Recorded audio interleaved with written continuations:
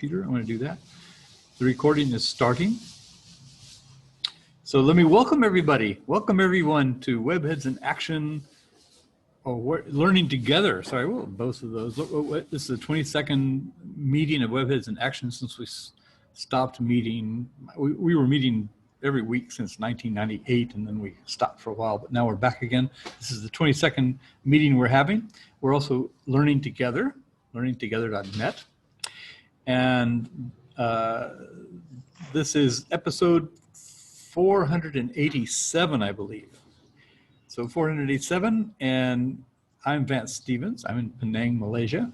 This is the 30th of August, 2020. I always say that and Minnie is here to entertain us while we're waiting for other people to go. Minnie's from China. Where from China exactly? Nanjing. Nanjing. Kunjing. Sorry, say it again? The city of Nanjing. Nanjing, of course, Nanjing. Yeah. Okay. So, all right. So, Minnie, how are you today? Oh, I'm great. And you're not sitting at a keyboard. You're sitting at a different kind of keyboard. What is that instrument there? Instrument. Mm-hmm. Guzheng. Guzheng. Yeah. Chinese zither with 21 strings. Ooh, wow. Cool. Okay. So I'm going to play a music. It's well known in China. It's called Yuzhou Changwan. Literally, it means the fishing boat sing songs to the night. Excellent. Okay. Yeah. So all right. I'm ready to play it. Go for it. Yes, let's listen to you. Wonderful. Okay. So nice of you to do this for us. Mm-hmm.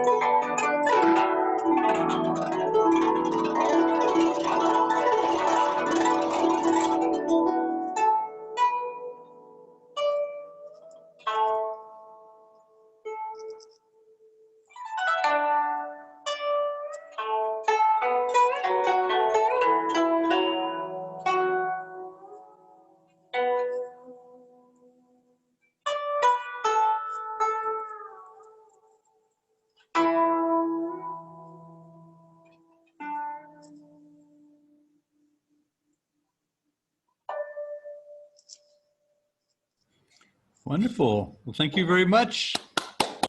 Yay. Now you Thank can you. unmute everybody. Great. Hello, hello. Yeah. This is so wonderful. Minnie, I've been accompanying this with a piece of art. Yeah. Oh, What kind of piece of art is that? Did you? That's mandala. I tend to do tons of those. Oh, okay. Wow. okay. I Is have that- a whole set of pens. Ah, okay. So lots of colors. I love colors. Color pencil, right? Oh, I tend to do those all the time when I'm, listening to things on the web and Hmm. in webinars. Hmm. And then I You don't sketch note too? I don't admit that I'm drawing, because I can focus very nicely. I don't admit that I'm drawing, and I keep telling people, "Oh, I'm taking notes." Hmm. Okay. Now we know. You're one of your Now secrets. we know, yes. Do you sketch note too, Heike? Sorry? Do you No, I sketch don't note sketch. too? No, I don't. No, I take one of these prefabricated. It's like a whole book full of things, and Oh, I see. Yeah, that's nice. Yeah. I do them wherever. So, Cool. Yeah. and I have so Oh, many. pretty. I've started giving them away, and then people after a while they kept saying, "Not another one." So, I'm I don't know what to do with them. You're giving them to the wrong Them. people. Huh? You're giving them to the wrong people. Maybe. They'd make great logos. They do, yeah. Yeah. Oh, they're wonderful. I find this one is beautiful. Actually, very beautiful. Yeah. Yeah. Still I don't working. know what people want to do tonight. Minnie had the really nice idea of coming on early and starting to play for us. So when we got here, we'd have some music, and that's really, I think, makes a lovely recording. And Yeah. she is here, her teacher. I would still want to practice singing together, please. The other day this didn't work. No. Okay. It's my Okay. big dream to try this out because I Okay. found a really, really great song Mhm. to do that. Okay. Well, this is open mic. I set a topic tonight just because I don't know who's going back to school. I'm retired. I'm not going back to school. I asked my kids if they wanted to join us. They're in Doha. They're having some crazy situations. It would be much nicer to hear it from them. But I think they're very busy too because they're getting overwhelmed with the indecision of whether they're going online or they're going to meet students face to face, and now it's kind of like a mishmash. Yeah. So they don't know what they're doing. I'm starting in a week. Not Mhm. this week, the following week. Mhm. No, sorry. 2 weeks. The Mhm. 14th. On Uh-huh. the 14th of September. Our schools, our primary schools and secondary schools start. We were supposed to start on the 7th of September, and now we've got an official announcement that they're going to move it over to the 14th. Mhm. And yeah, so things are quite crazy here as well because I think we're just starting the second wave because it's the end of summer. So yeah, I think it's going to be a bit of both. Mike, where are you? I'm in Greece, Oh, Lesbos Island in Greece, in a small little island in the North Aegean Sea. And I just came back from the beach, actually. well, same here. As you do. Yeah. So yeah, I think I'm hoping to start off face to face and with distancing, and we had like in my school we had double tables, two-seater tables, and we've bought new chairs which are table and chairs, single chairs with a table, lowered the number of kids inside, but we do use a classroom management platform and an LMS in any case, and that's just hardwired, with Zoom and another web conferencing, a Jitsi server, another web conferencing tool. So we'll be training the new kids, the new parents for that, and we'll see how it goes. How old are the kids there, Mike?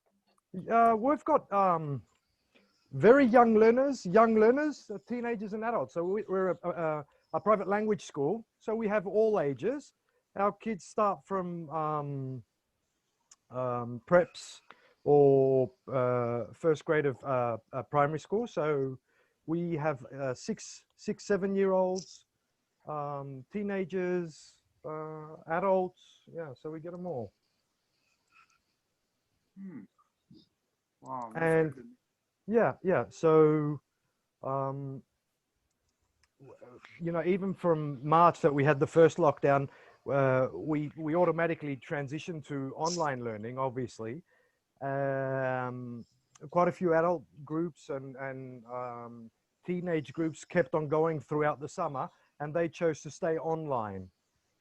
And now there are a lot of options like full face-to-face small group lessons, blended learning, which you got synchronous, asynchronous, and we've even got a couple of options for hybrid, where kids are in face-to-face, and if need be, if they've, you know, any whatsoever symptoms or something, it could be just like a common cold, or, you know, it could be just they're not feeling up to coming to class, they can automatically log into the class online as well.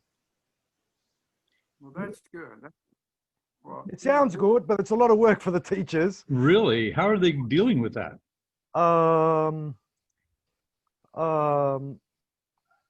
As in the wellness part, or how are they taking things? Well, I've got a quite lively and passionate group of teachers. We like trying new things and experimenting and working on new ways to, like FIP learning and active learning strategies. And so they take it well, but I think it's quite a load. The most difficult part is I would say the hybrid part, where you've got you have to balance it out. You can't have active learning throughout online, 2 kids online and, 4 kids in the class. So you have to change the way you teach, and sometimes that's more difficult. So, because there's a lot of planning involved, and which takes a lot of time. Can I just mention a little tip for hybrid classes, which we found out over the years. The biggest problem that I found with the technology is that the teacher might be near enough the laptop to transmit the sound to those who are at a distance. But often the kids in the classroom locally, whatever they say is not being transmitted. Those at the distance don't hear it. That's our parapono. That's our the negative comments we get from the students is I can't hear my schoolmates. Okay, can I recommend something there? Do you use Zoom or MS Teams or? Yeah, Zoom. Sorry. Zoom. So if you log in one Zoom account with a mobile phone, and you pass this one around like a microphone, and you pass it like a mic, and they all got to have it near, like have it in their hand when they want to speak. It's like a speaking ball, even. Yeah. It works very well. Wow, I was thinking like, oh, you might like suggest a Bluetooth headset or this and that. Yeah, because very simple. Perfect. And we've got whiteboards, interactive whiteboards, so they can see the kids in the the boxes and on the whiteboard screen, because we share our desktop as well. So that's a good solution. Great, thank you. You're welcome. Can you hear me? Yes, we can. This is Mariana Schmolzitz. Hi, everybody. I'm in Croatia, and I would like just to cut in and first ask a few questions, Mike. But before that, On the 7th of September in Croatia, we start school. So it's going to, according to the latest news, it's going to be in the classroom. But there are some specific set of things that the school need to require, just like Mike mentioned. In our case, the students should be, since I teach secondary school, they should be sitting alone, 2 meters apart from each other and no mingling. So I was just thinking, if that is the case, me being an English teacher, I can't have any group work or pair work. It will be only like using Flashcards, yeah. yeah. So in this case, if thank you, Heike, for this tip. It's a great idea for just having, if in any case, a hybrid learning will be used. But I don't know if that would be also allowed to have the mic, mobile phone mic shared among the students while they're talking. So we are still Well, you can put it on a selfie stick.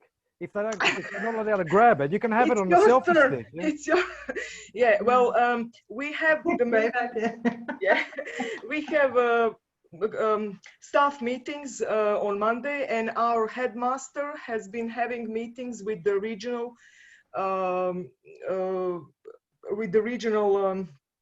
staff Managers, and staff, yeah.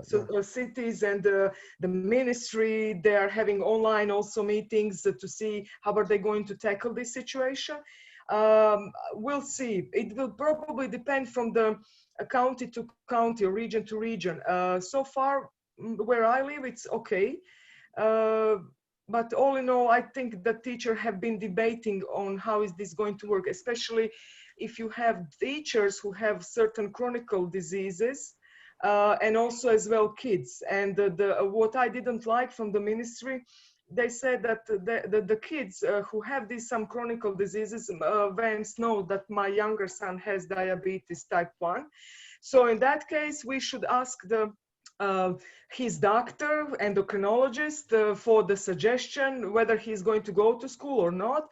And I'm not quite sure whether the doctors are going to say, yeah, don't let him to school, or no, you should let him go to school. Yeah, in that case, it will be all up to parents. But then again, I was also thinking both Philip and I are going to have to work, and then we can also get COVID or something. All in all, everything is going back to normal, but a new normal, as Vance was mentioning in the learning together. And I just hope we all really don't get too confused, and it's going to work, that the kids are going to listen to us. There will not be any, cabinet classes. In my school, students would move every hour. So after 45 minutes lesson, they would move to another class, then another class. But in this case, they're going to stay put in one classroom. And I think not more than 12 students per class. Maybe if there are more, maybe depending on the bigger class, and of course they have to wear masks just as well as us teachers. So they did reduce the number. They did reduce. Well, that will probably depend on the school and how huge they have their classrooms. What is the square meter per classroom? Because according to what we have been told, for the secondary school, 2 meters have to be between the students. Like in primary school, less. Of course, I think the kids in primary school, probably age 7 to 10, probably don't need to wear masks, but I'm not quite sure about that. We are still waiting tomorrow for more information from the ministry. So all in all, that's what I can share. Thank you for listening. So Mike, do your kids, can they mingle within the class? Do they wear masks? No, but I can, talking about Greek schools, because we had a couple of announcements in the previous days from the Greek educational minister. They're not going to lower the number of students. So according to the ministry's statistics, they say that there's an average of like 17, 18 students per class. But, most of the times we have 22 to 24 number of children in the classes. And they're not going to lower the number. Obviously, everyone's going to be wearing masks, even in preschools. They're going to try to get the preschoolers wearing masks. So a lot of teachers are they're stressed, and everyone's feeling the same. I think it's throughout the world. Yeah. A lot of teachers feel like, oh, what's going to happen? How am I going to protect myself? How am I going to protect my family? How am I going to protect these students? So Actually, Good, it's in good, Germany. good afternoon. There've been two problems with this also. One of which is that a lot of teachers actually took off sick. They because they're elderly folks and they're afraid of encountering others in Corona times. So they're afraid of the kids getting COVID. And the other thing is that no, what did I want to say? And that I lost my mind. Sorry. Hello, The second thought. good, good afternoon. Good afternoon, Hi, Sheikh. Sheikh Omar. My name is Sheikh Umar, and I'm calling you from Dakar, Senegal. Welcome. Maybe some of you they don't know Senegal. It is in West We know. Africa. Oh, wonderful. So, Nagandef, this is our local language in Wolof. So, I'm a teacher, and at the same time, I'm the vice assistant principal because of a school called SAPS. SAPS is a Senegalese American bilingual school. We teach French and English as well. So my background is French program. So, but now I'm teaching American I'm in American program teaching math in 7 and 8. So last year, so we all know with the COVID-19, when it happens in Senegal, all the school was closed. So some of us, since we were, as young, we were trying to build up a network that would help us to have a remote learning program. So that allows students to be connected because we use Schoology, we use Zoom, and we use different groups called WhatsApp because the WhatsApp will help us whenever we have information to share it with the parents so that they can log it. It was very stressful because parents, students, because it is very new in Senegal from the first time. For the first time, we have to face this situation, like everybody will stay. We are not confined actually, but we ask people to stay at home for their safety. So we did the school year. Now we close, and we expect to open in October. But the biggest challenge this time is before, because the government rearranged the schedule so that parents can stay at home and help the kids. But this time everybody is out because as the president and many of them say, we have to live with the virus. So we cannot be at home and say like in the Europe, be confined because here, most of our jobs, most of the economy, people, they have it a daily. It is a daily work. It's a daily activity. So they cannot be confined. It is not like we're watching what happened in Greece, in France, you know, in the US, but it is not the same because everybody here, people, they have to go out and find their living. So that's why it was very hard. But we limited the time. So my biggest challenge and our staff is that we are opening in October because even now the yearly program is not done because we have some exam left. During the year when we were doing the lesson, we had Google Meet. Some of the students stay at home. Parents, teachers will come and teach, you know, and then after they share. But this time we need to find a blended, a way that students can be divided into cohorts. Like we have one group that will come maybe Monday, Tuesday, Friday. But it is very challenging. That's why when I see this workshop, I say I'm a login and see how we can deal with it because I listened to Mike a while ago and I listened to Marigiana, and I know that some of our kids, they have diabetes, they have asthma. So we need to see how we can handle it. That's why I'm here. And I hope that the exchange will be fruitful. Because we have a web-based curriculum that we're trying to see here and there and help teachers. And here you have to know that, the majority of the teachers, they are more than 60, they retired. And it's very hard. Maybe it's different but it's very hard to help them integrate technology in their teaching because they have I'm sorry to tell that they have the old way, they have the old fashion of teaching. like because they don't use computer, they want to use all the time the board, they want to use, you know, and as we're young, it's a big struggle. And I hope we will see how we can, you know, mix all this to have the best thing. I'm sorry for being so long because I have a lot to say, but as you all, and I hope that we will exchange. Thank you very much.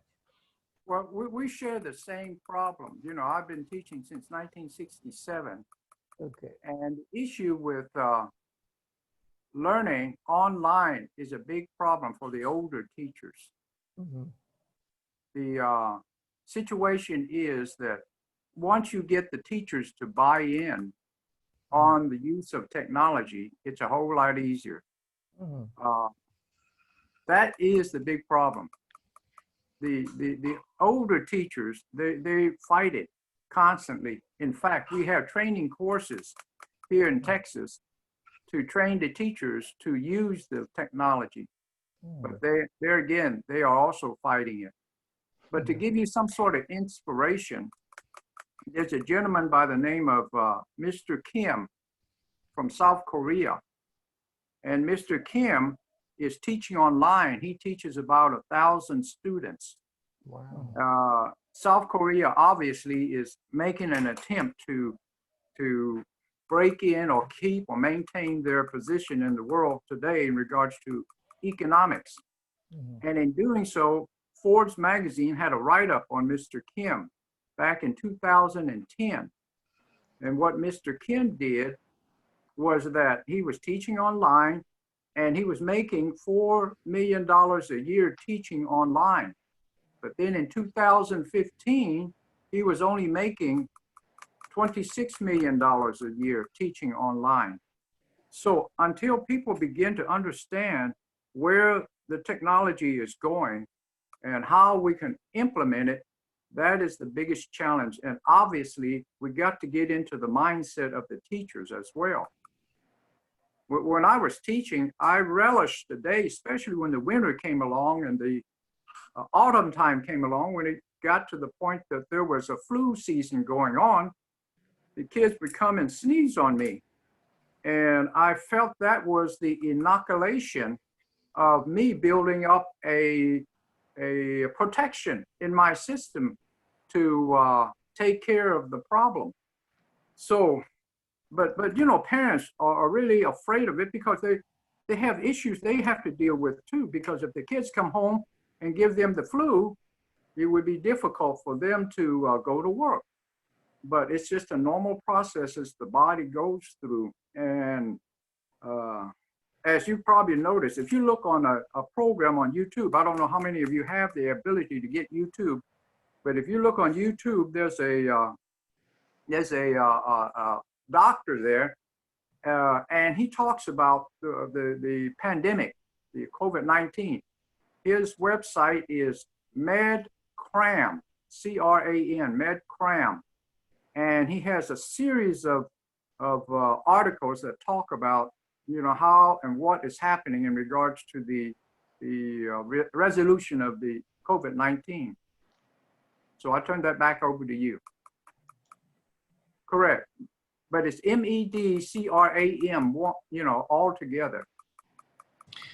Chi, can you put those links, any links you have, anybody, put any links in the text chat? Because that way we preserve them, because I put the... Yeah, I put the link of the channel. I think it's correct. So you just check it.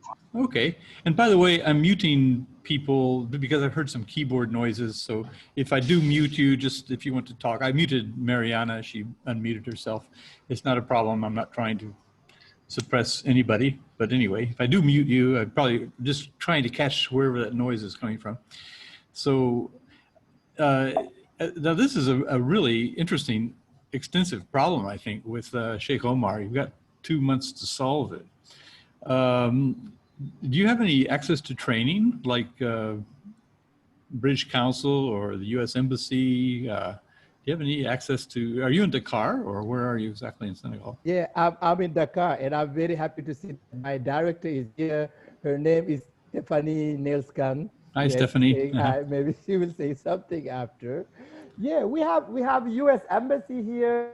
We have, I mean, We have a British Council, but we had the chance to travel with the help of our director as young, because I'm 42 actually. As young, like 5 years ago, we traveled to the US, we attended different conferences, you know, and this helped us during the COVID-19. Actually, it was very difficult, but you know, in technology, you have to be very passionate. If you have the passion, you can make it. As I say, the best way to make things, the best way to make things is just to start. Nobody knows what to do, but at least if you have an idea and you move forward, after you will see how it works. With those who did not have the, I mean who were not used to deal with technology and stuff. We organize some training program, you know, especially in Schoology. We organize training in Zoom. We organize training in Google Meet. And we were using videos from, YouTube. We have also the WhatsApp. And we have also the Facebook, because also now Facebook, we have different communities like your community now.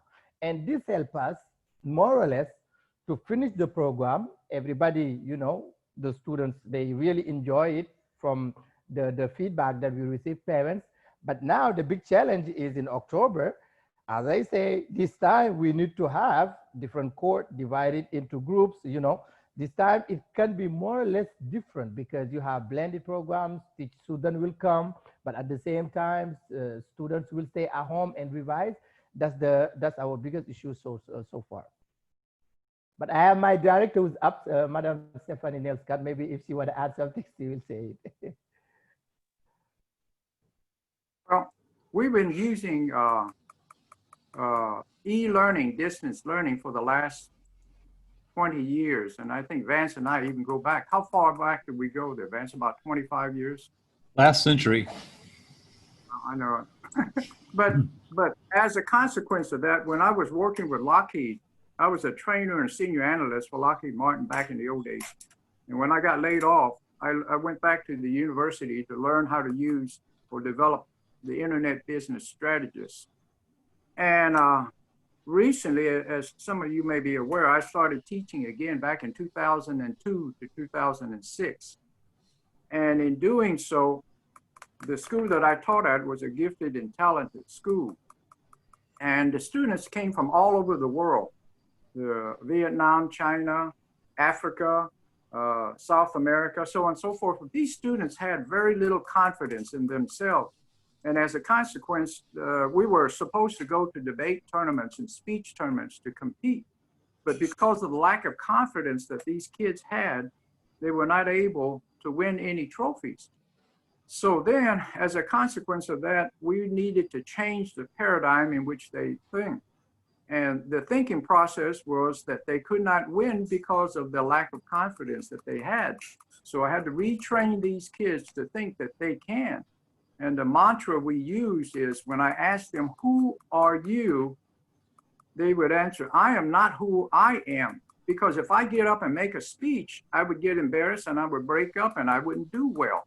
So then the second part was not me. The third part was, and I asked them to emulate and act like another person who they can envision themselves being. Like, for example, Barack Obama, Martin Luther King, Ronald Reagan, whoever the speaker may be. And in doing so, when they go to contests, they would pretend to be that person and they would excel and they would win. And if they make a mistake, it wasn't their fault. It was Ronald Reagan's fault that they messed up. So that enhanced inside of the student's mind the ability to change their paradigm that they had about themselves. So a lot of people would ask me, well, how did these kids win from 0 trophies over to 175 trophies? And the way we did it was through the internet. We could not stay after school. The school closed down at 2 o'clock.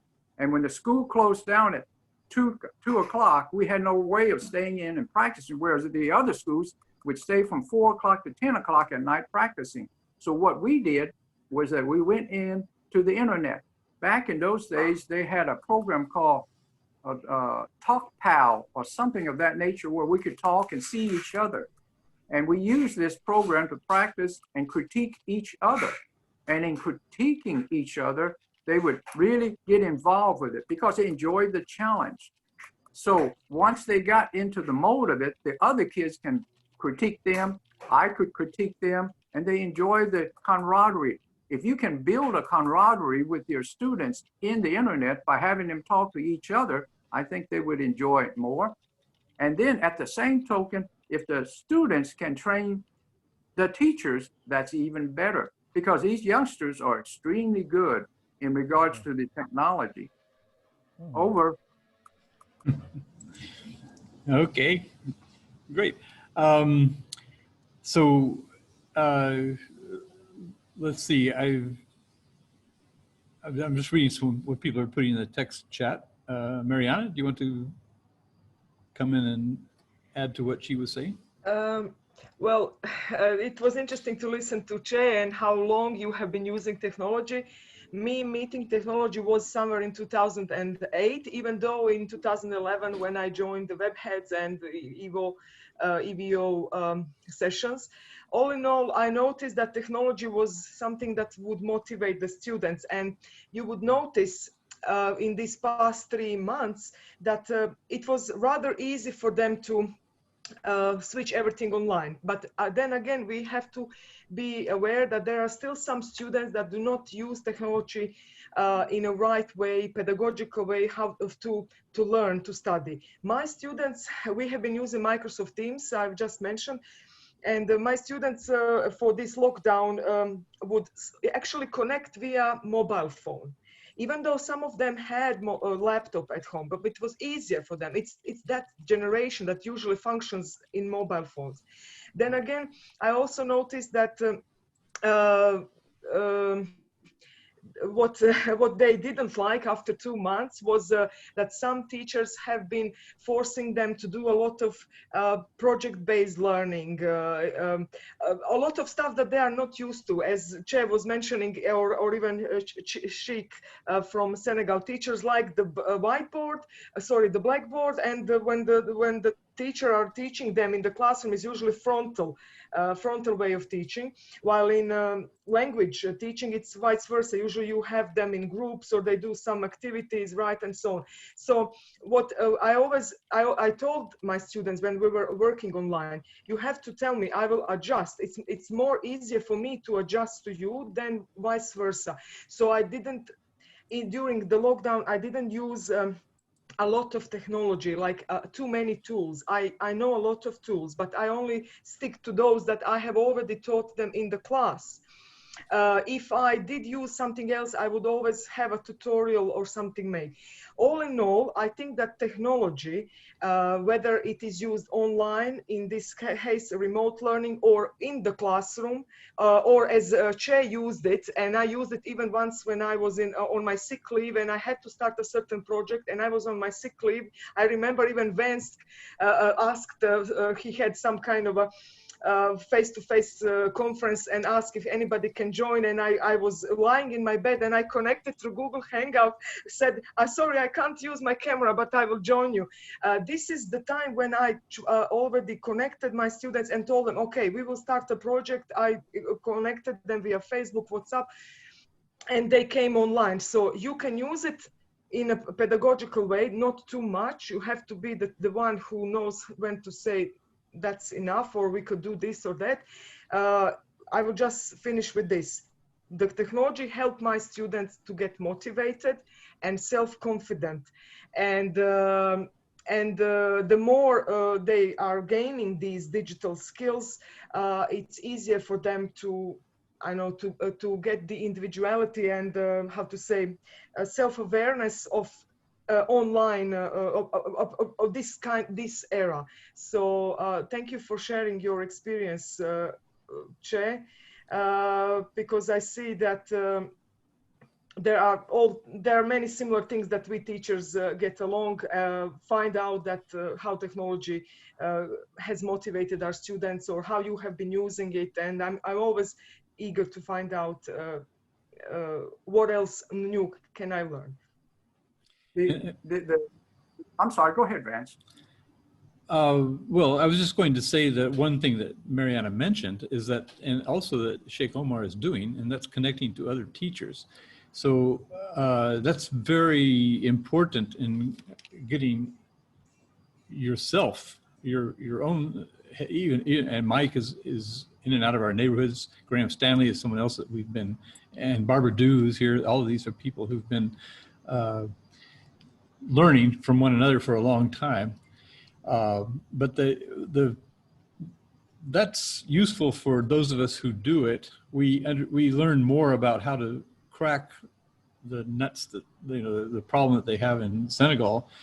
But the problem, as Chi points out, is to get other teachers engaged. You know, it's the problem is the teachers. That's really true, especially older teachers. And I think Sheikh Omar's problem is that he's got to somehow get his teachers on board. And I would kind of argue, I don't know if it's feasible. I don't know what your connectivity is like in, you're obviously, two of you are here, but I think that when people can actively engage with other teachers online, they learn quite a lot more. So I don't know if you could get other teachers, if you get the teachers who are not so, you know, this is one place. You've come here asking to meet other teachers and find out more about your problem. You're quite welcome to. It's quite interesting to, you know, see what we can do to help you. Graham has just popped up. I think he had a mask on earlier. He's changed it, or maybe he's changed it to one that looks more like him. I'm not sure. But anyway, hey Graham.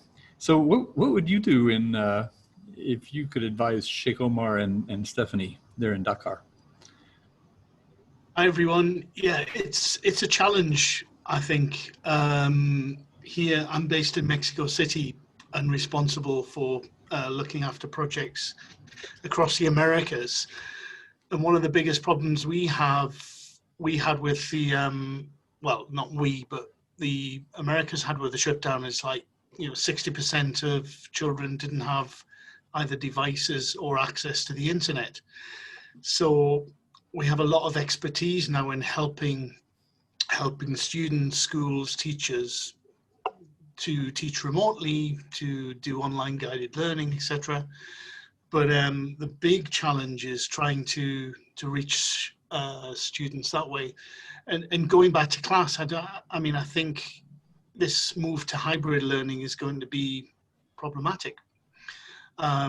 Because we have some students still at home, some going to school.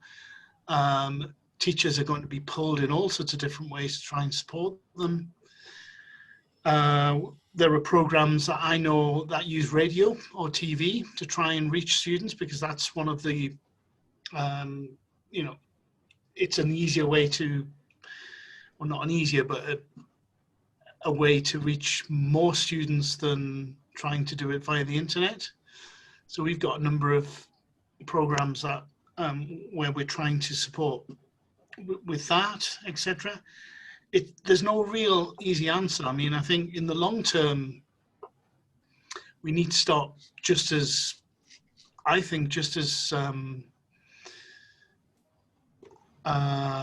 you know, running water and shelter and various other things are basic human rights. I think we need to move to a situation where the internet is considered something that people have access to if we want to provide inclusive education.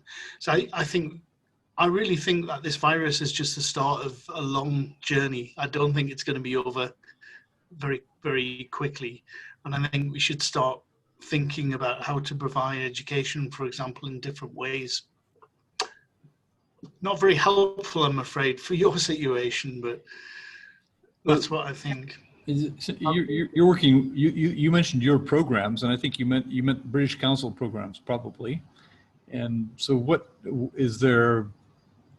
Are there any resources in Africa that you're aware of in Dakar, in Senegal? That might help. I'm not myself. I'm not that aware of what's available, but we do have programs, I've got a good friend and colleague who is working on programs in Africa. I think it's very challenging because he can't generalize, really. It's very difficult to, you have to look at specific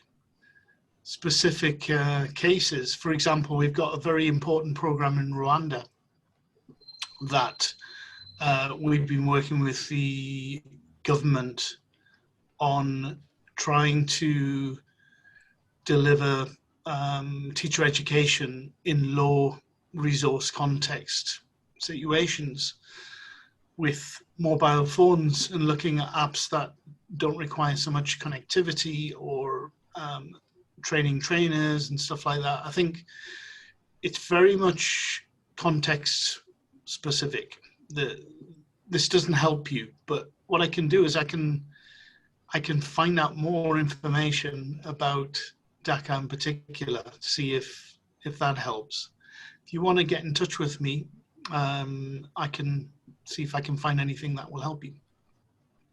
If you want to put any contact information in the text chat, or if anybody has any resources to put in the text chat, I always blog these programs, and they're at learningtogether.net, and I always include the Zoom logs if there are any, and if they're in, I can see a few useful things have been popping up in the text chat also. So that will all appear in the learningtogether.net archive of this, with recording and everything will be there.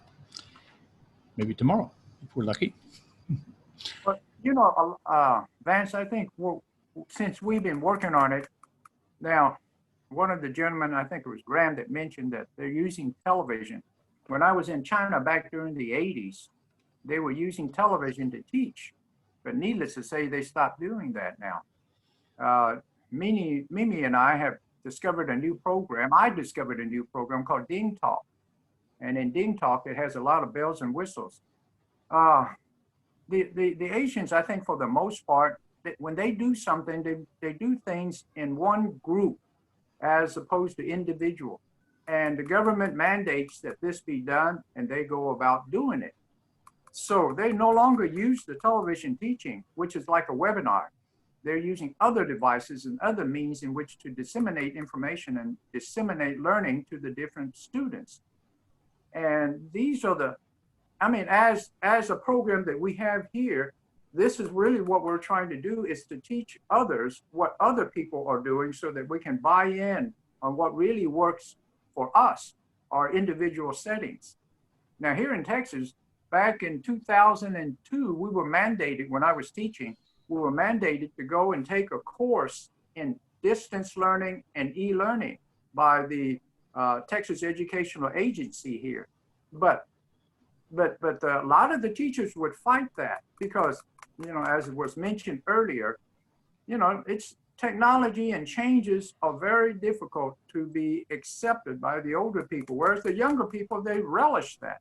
They say, oh, you give me a new game, you give me a new toy to play with, I'll just go after it.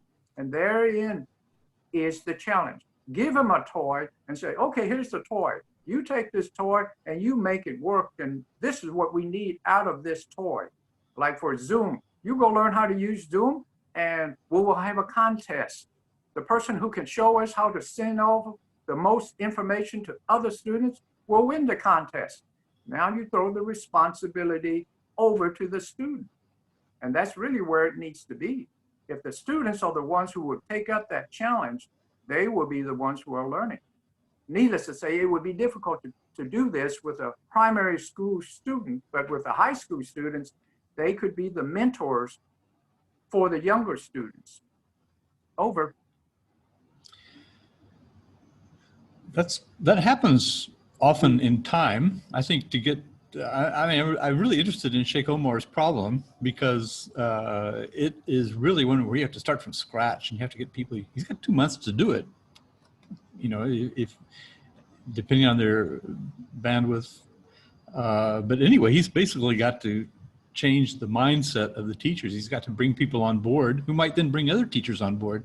But I don't know. Do you have, and you've had training, but are you in summer now? Are your teachers working? Are they, how are you in touch with your teachers right now?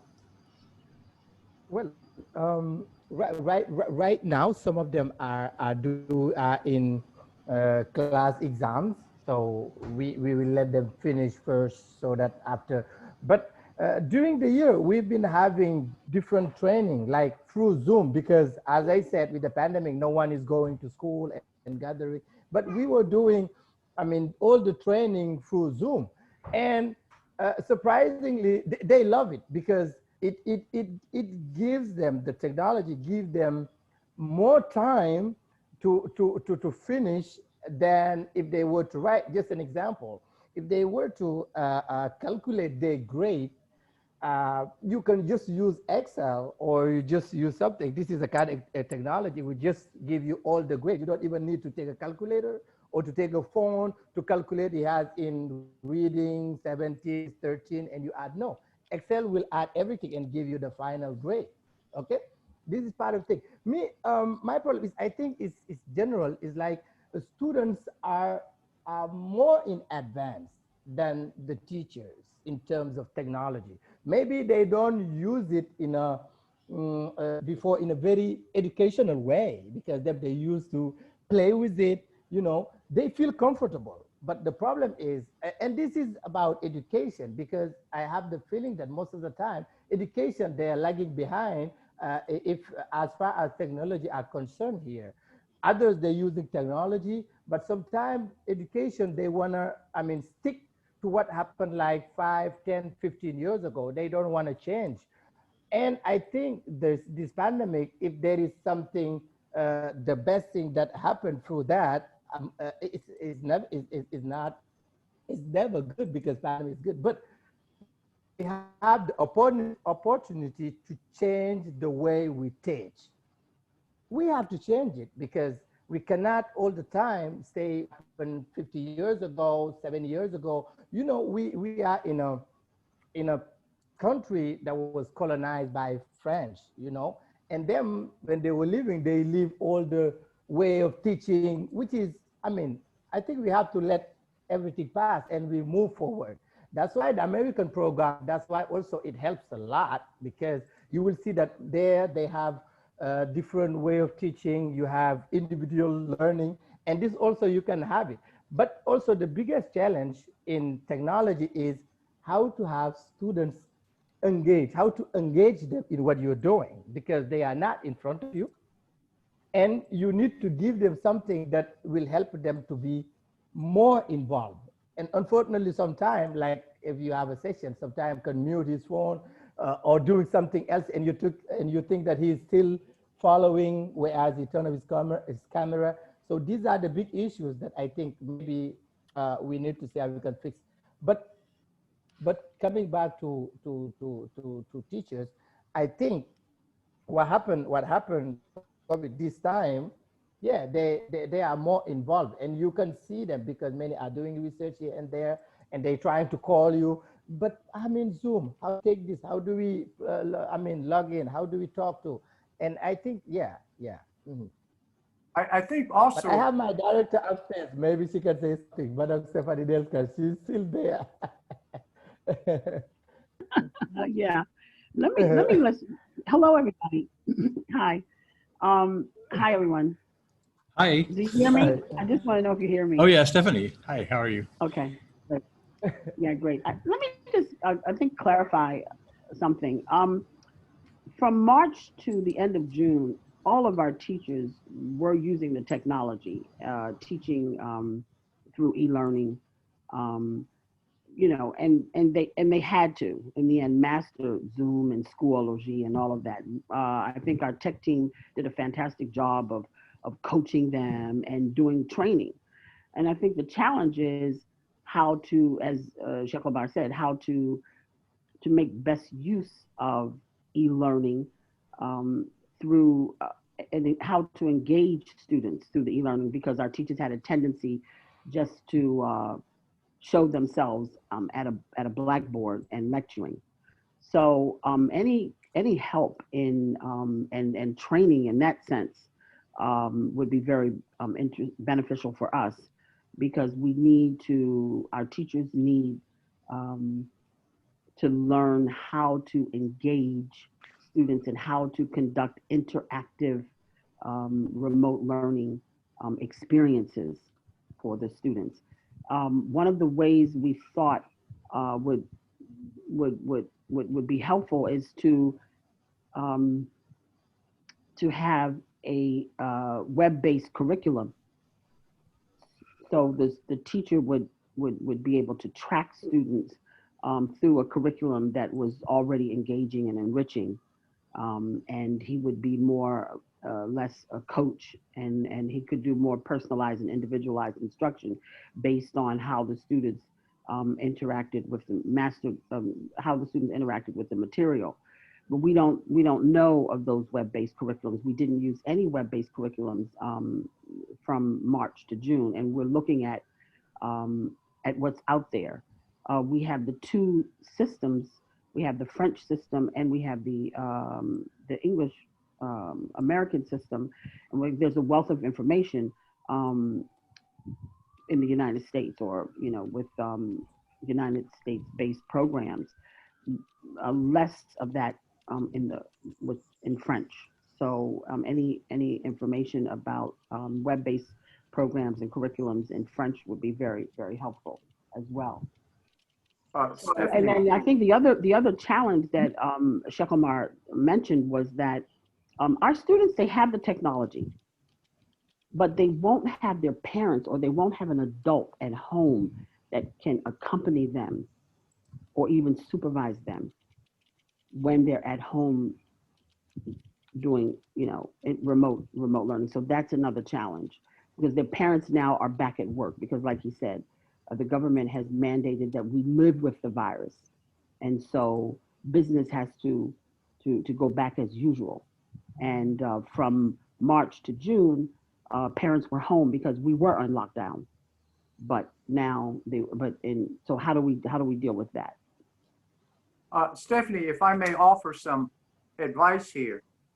My nephew graduated from Harvard with a PhD in educational policy. Okay. And when I was talking to him, especially in regards to e-learning, he did emphasize the fact that a lot of the educational system is going to be online.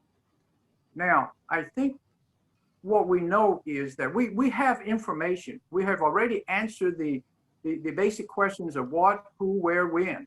The basic issue we have now is how. How do we implement this? And that being said, what I might suggest is what I used in my system to train my students. And that was to take the more advanced students who are knowledgeable in Zoom and get them to train the younger students and act as customer support for these younger students, even act as customer support for the teachers, because teachers, for the most part, have a difficult time maneuvering through the technology. So that being said, let's take a simple example. Suppose a teacher was supposed to teach a grammar and the structure of a sentence, all right?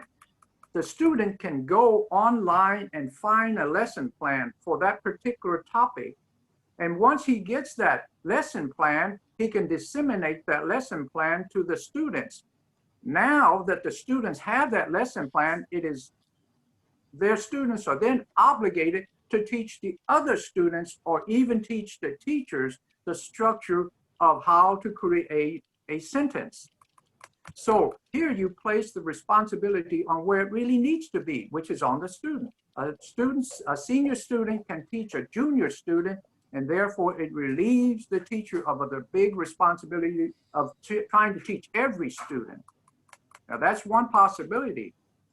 If that's the case, you could take this whole system, and recreate it such that the main purpose is for the students to gain information and therefore be able to advance from there forward. Yeah. In my school, I hate to brag, but I'm going to go ahead and try. I was teaching at a school. It's called a GT type school. It was formulated in Canada. They brought it down here to Houston, And what they did was they placed the responsibility of learning on the student's shoulder. The teacher only acted as a facilitator. In other words, they administered, where are you going? You going out in the hall? Are you going to go play, or are you going to go do some work? The students would say, well, I'm going to do some work. So they were obligated to go get the lesson plan from the main office, bring that lesson plan back to the group inside of the room, and teach each other how to do that lesson. When they finished, they took the answers they had, and then they took a test to determine whether they were able to accomplish that or not. They were able to finish that course, then they were able to move on to the next lesson. The whole process went through for the 4 years they were in high school. Now, to give you other statistics, 90% of our student body graduated from high school to go to college. Out of that 90% that attended college, the numbers that the college are looking for is how many of these students graduate after the 4 years in college. And they found that it was even as high or higher than 80% that graduated. So that speaks well about our school. But our school was a special school. It was a gifted and talented school. And as a consequence, it was difficult for them to adjust the numbers to say, hey, they were not accomplishing anything, but they were. I hate to say this also, but the 26 students I had that I trained, they are, well, this is in 2006 when they graduated and they went on to college. Of the 26 students that I had, they're making $150,000 a year to $300,000 a year. So Already.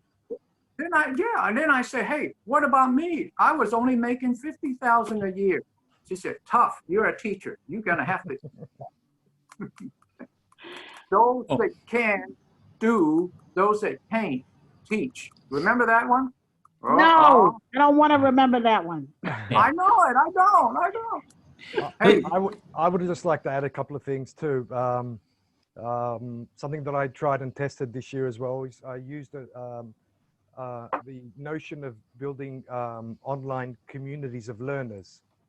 So what I did is I used a platform similar to Schoology and Google Classroom and Edmondo, where I was using the news feed and connecting with all the students and getting my teachers to comment and getting asking open-ended questions on how are they, what's been happening, and getting all the students involved so they would connect with our school.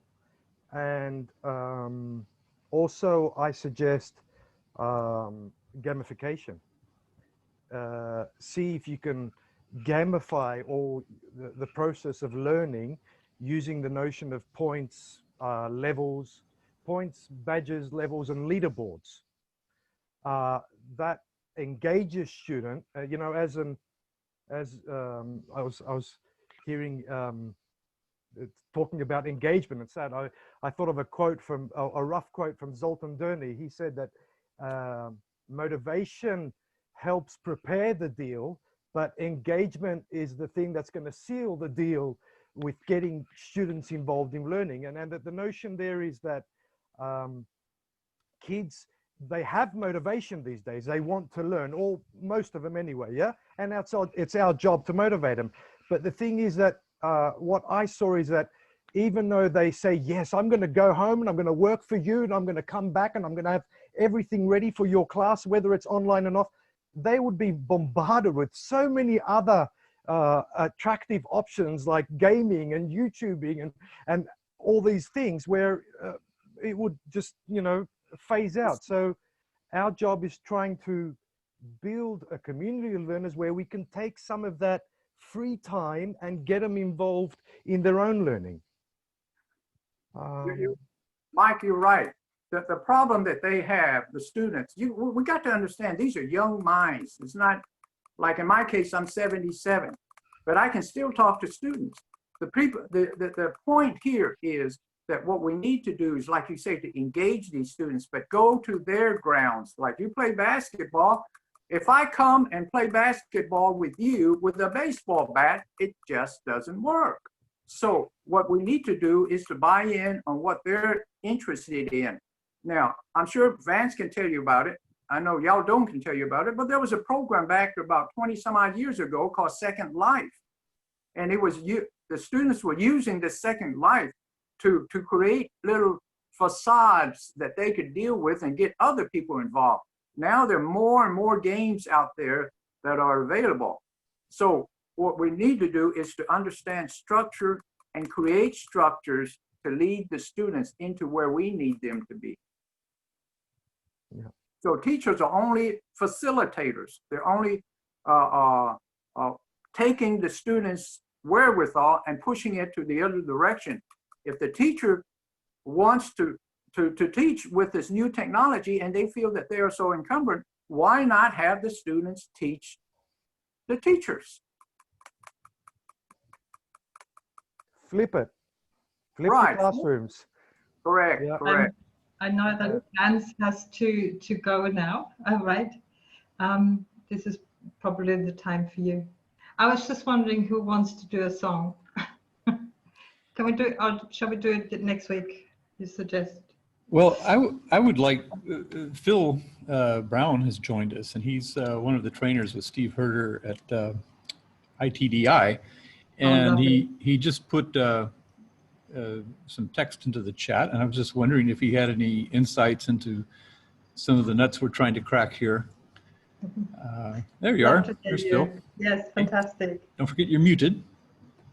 Yeah, yeah. Still, there's a lot kind of still percolating at the moment, as I kind of put in the chat. But from speaking and listening to a lot of teachers from around the globe and different contexts, whether they're teaching young learners or university and so on, there's kind of the perspective of the teachers and their experiences, their ages, things that have been mentioned so far, different attitudes towards technology and so on.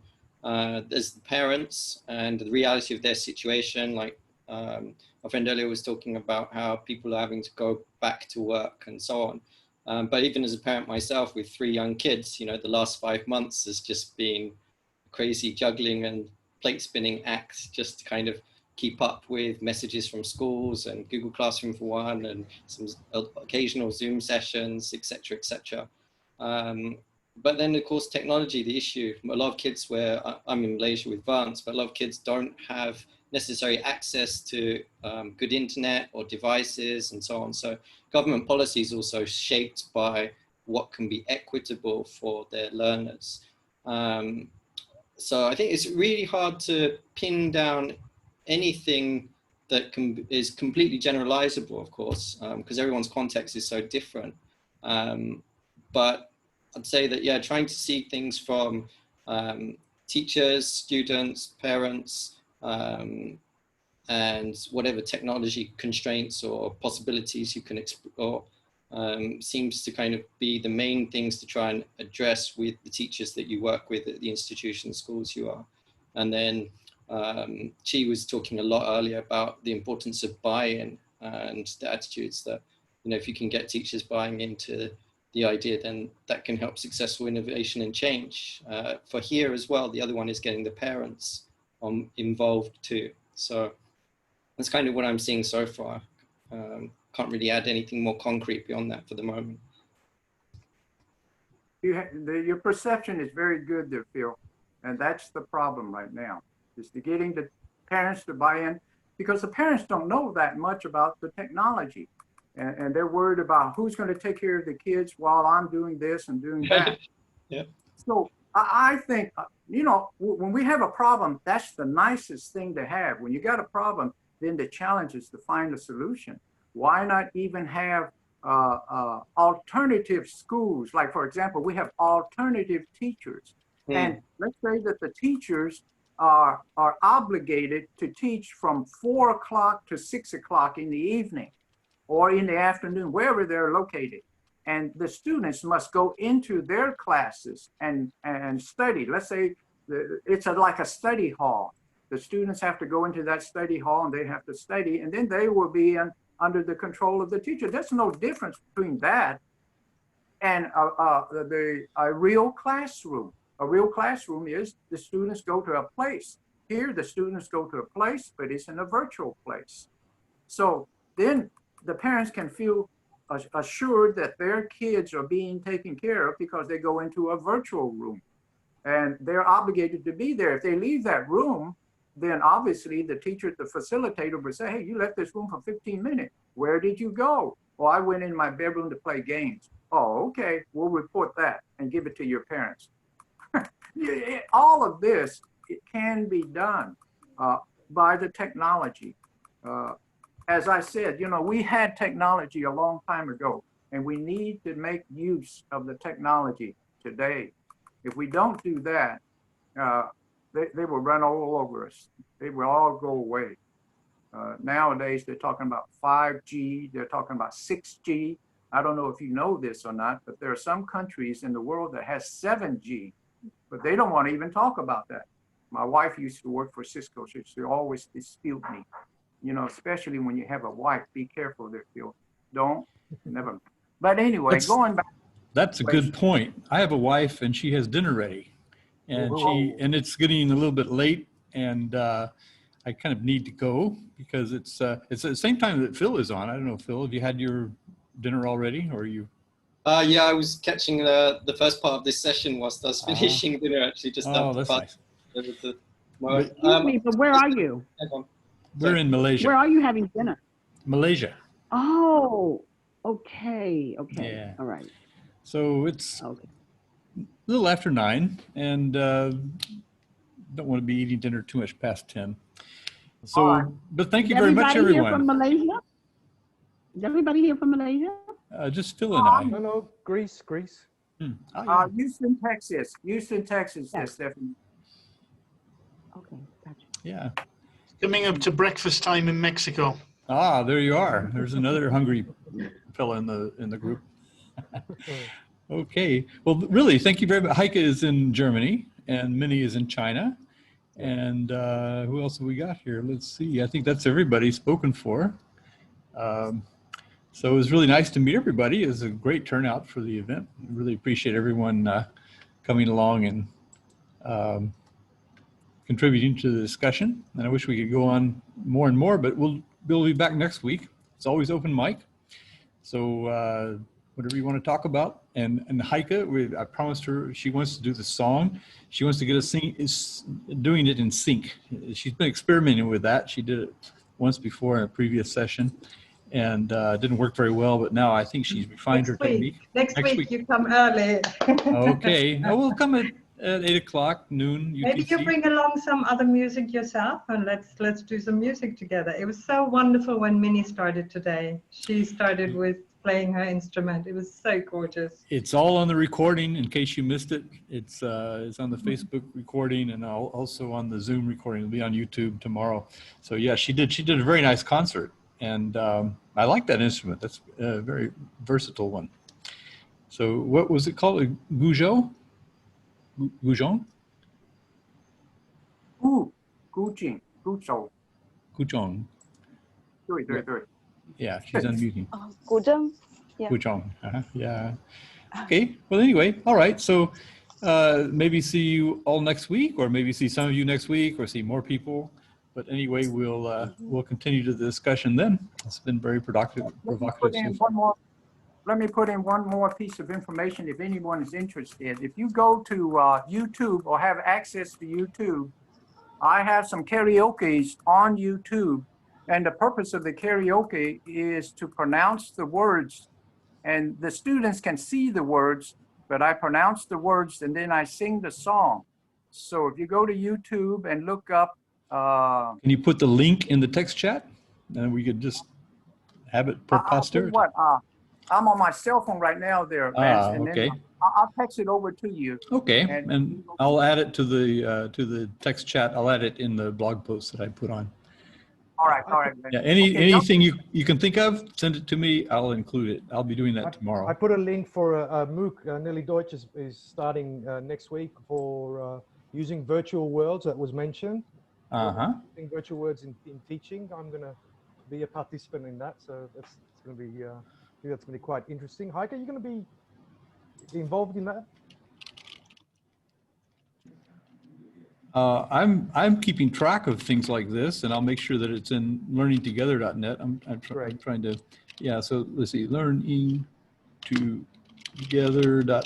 mpbworks.com. That's going in the text chat. So you can check there and see a lot of events coming up, not just the ones that we're doing Learning Together episodes. Like this is Learning Together episode 486. How do I do chat in here?